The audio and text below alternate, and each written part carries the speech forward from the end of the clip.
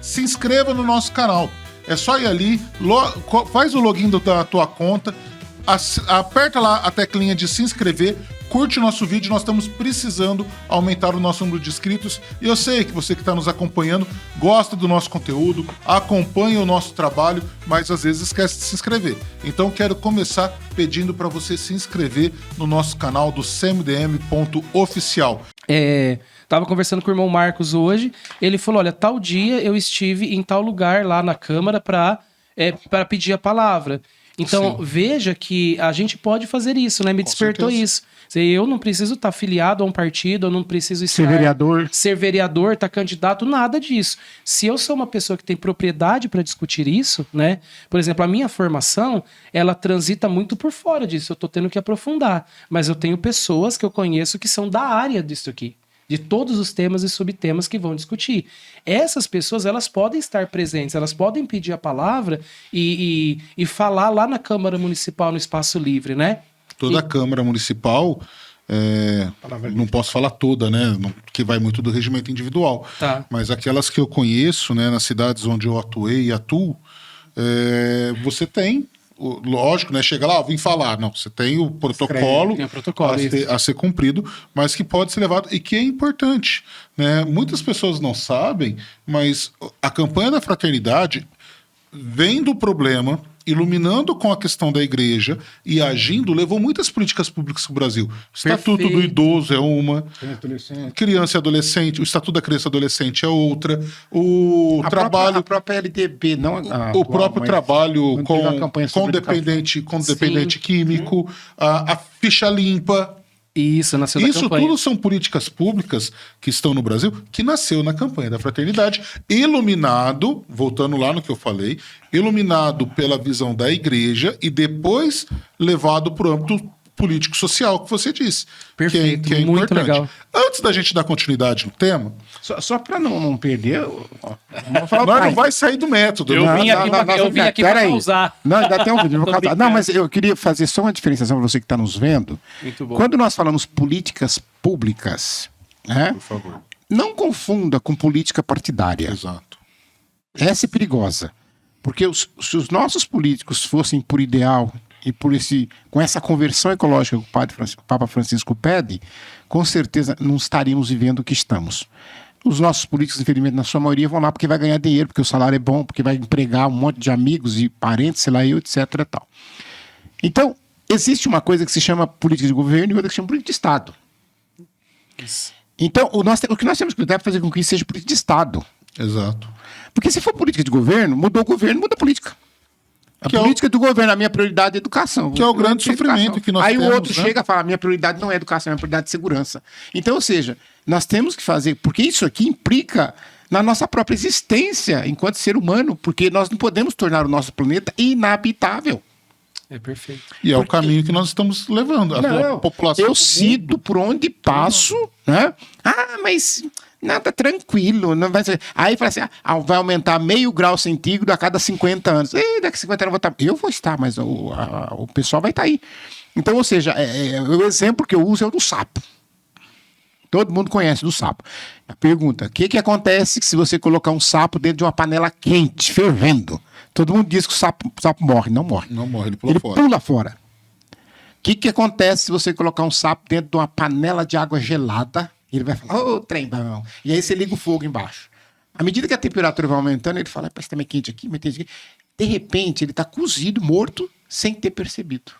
E é isso que acontece se nós não cuidarmos da nossa casa comum, que é o planeta onde nós habitamos.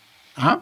Então, cuidado com isso. Eu vou pedir para você falar, você pediu para falar alguma coisinha, e depois, então, o Jean deixou colocar um videozinho que nós temos. Hoje eu estou internacional, eu vou colocar um vídeo na língua mãe, nossos patrícios, né?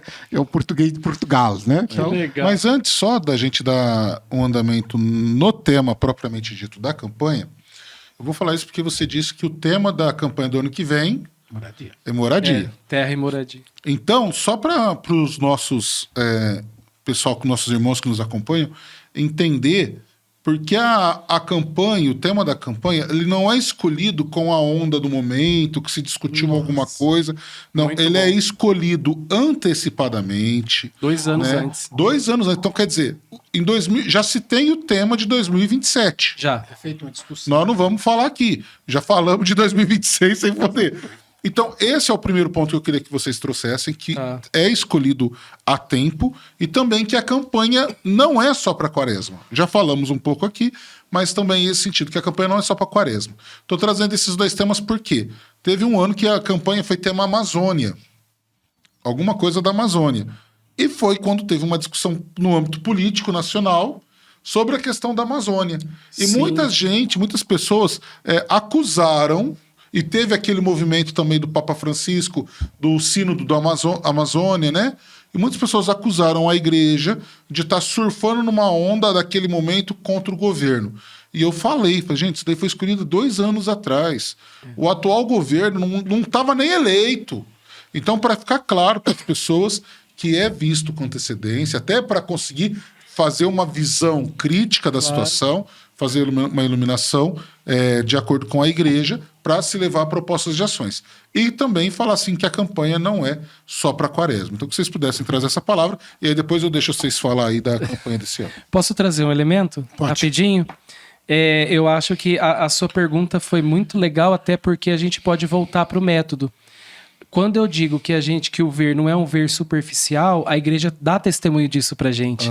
Veja, o primeiro ponto é esse, né? O tema é escolhido a cada 2 anos. Eu não sei se vocês sabem, a CNBB tem uma área dentro dela, que é um grupo, eu não vou lembrar o nome do grupo, leva o nome de um padre esse grupo, que é um grupo que faz análise de conjuntura. Então, análise de conjuntura, o que é conjuntura? É o momento tal qual está, né? Então, a gente analisa esse momento nos seus vários pontos, né? No seu ponto político, econômico, social, até espiritual, né? E vai analisando isso ponto a ponto. Existe método para fazer isso também, né? Então, esse grupo é um grupo de análise de conjuntura, é coisa séria. A CNBB, né, Conferência Nacional dos Bispos do Brasil, ela publica de tempos em tempos um documento chamado Análise de Conjuntura do período. E ela vai trazendo esses dados. A primeira coisa, a nossa igreja, ela está, por meio da CNBB, a nível de Brasil, né, localmente também alguns lugares fazem, mas a nível de Brasil, que nos importa agora, ela está o tempo inteiro, de uma maneira muito cuidadosa, sem dúvida alguma, se entregando as ações do Espírito para isso, porque também não é de qualquer jeito, né? A gente trabalha muito, mas é o Espírito que vai levando, né? Isso que conduz, né? Então, de modo algum, isso pode ficar de lado. Mas existe esse grupo. Então, a igreja está olhando para o que está acontecendo o tempo todo, primeira coisa, né? Então, nunca é ingênuo. Quando a igreja, ela propõe um tema, ela já fez análise de conjuntura, que ela faz sempre. Por que faz sempre? Porque conjuntura é o momento.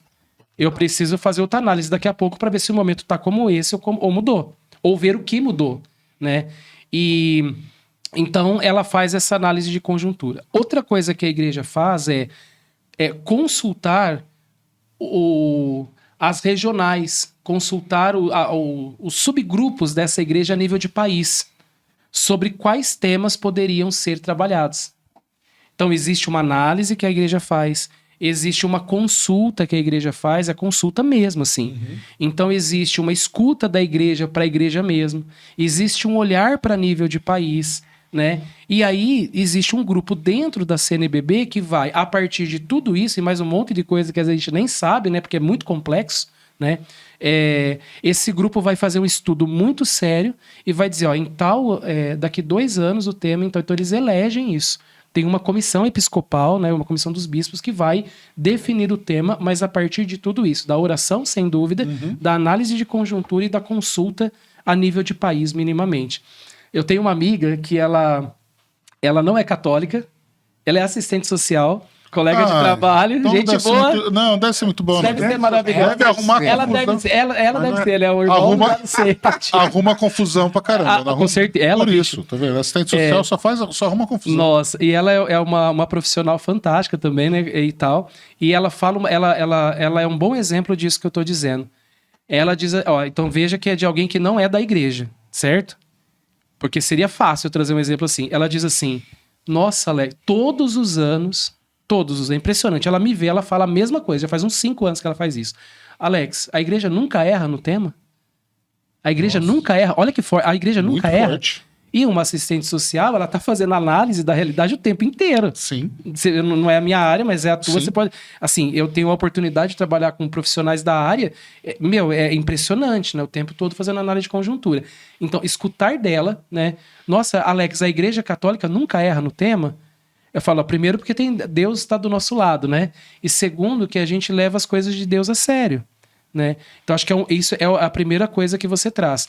Existe um caminho que a igreja faz para escolher o tema, não é um oba-oba. Por isso que quem para minimamente para escutar o tema da campanha e conhece um pouco do que está acontecendo no país, vai falar, meu Deus, tem todo o sentido. Vai entender a profundidade. Vai entender a profundidade e o porquê da proposta. E o outro ponto que você traz, aí é mais rápido de dizer, a campanha da fraternidade, no nosso âmbito eclesial, ela é desenvolvida de fato na Quaresma. Né? E ela tem toda uma história linda, depois vale a pena aprofundar. No entanto, a gente, olhando para o tema, olhando para o que nós temos na igreja, nós temos, por exemplo, catequese. Então, enquanto espiritualidade, a gente vai vivenciar a campanha dentro da Quaresma. Não sei como o irmão avalia isso. Faz sentido, porque a campanha é para a Quaresma. Uhum. Só que na igreja nós temos catequese, nós temos lá as pastorais, os movimentos. A gente pode criar coletivamente, eu sempre trabalho nessa perspectiva coletiva, ações que perpassem todo o ano. Na escola isso é mais fácil, porque eu estou trabalhando na escola com conhecimento. Então eu consigo trabalhar o tema da ecologia integral em um projeto que começa em janeiro e termina em dezembro, né? Na escola, antes da gente ouvir falar isso, a gente já fazia projetos que falava, mas é só na Quaresma. Eu dizia, não, gente, vamos olhar para o currículo, porque a gente consegue trabalhar e ter ações muito mais imbricadas ali, mais amplas e comprometidas com a realidade. Então, a sugestão é essa mesmo, entender que a campanha, o período litúrgico para viver a campanha é Quaresma, mas o tema da campanha, ele vai ser empobrecido, vai ser superficializado se ele for trabalhado unicamente na Quaresma. Entende? São duas coisas diferentes. Distintas, né? Distintas. A espiritualidade quaresmal é onde liturgicamente a campanha vai ser trabalhada e ao longo do ano o tema deve perpassar, no meu entender, todas as ações eclesiais. Né? É isso. Eu só reforço, você falou que na escola dá para fazer. Na catequese, eu não diria tradicional, nós falamos de iniciação cristã, mas também dá para fazer. Também dá para fazer. Não se faz porque não tem planejamento. Perfeito. Não se faz porque não se tem vontade. Porque não tem método. Não se faz porque não tem porque método. Não tem método. É isso. E não se faz porque não quer fazer. A última é dolorida, mas é porque não quer fazer. Né? Ou seja, eu não gosto, deixa pra lá, esquece isso, tal, etc. Tal, né? Eu ando muito. Eu fiquei assustado esses dias, que fazia 4 dias que eu tinha ido do tanque, começou a pitar o painel, eu olhei e falei, meu Deus do céu, já zerou o tanque. Andou 450 quilômetros. E eu corro pra lá, pra uma igreja. Eu entrei numa igreja esses dias, que eu falei assim, será que essa igreja é aqui da terra? É católica, apostólica, romana. Não tinha um sinal do jubileu. Oi? Do jubileu. Do jubileu. Não é nem da campanha. Não, do jubileu. Eu falei assim, mas não tá em comunhão, não tá nisso aqui. Então, quer dizer, eu não quero. Eu não gosto, não vou pôr, etc e tal. Porque com essas crianças, tendo um encontro semanal, com essas crianças participando, perfeito, você pode fazer gincana, você pode fazer passeio ciclístico, você pode fazer tanta coisa, vamos plantar árvore da árvore, vamos conhecer a cachoeira, vamos conhecer a queda d'água, vamos envolver as crianças para terem uma educação ecológica que infelizmente não tem, depois elas vão destruir. Mas porque não foram educadas para construir.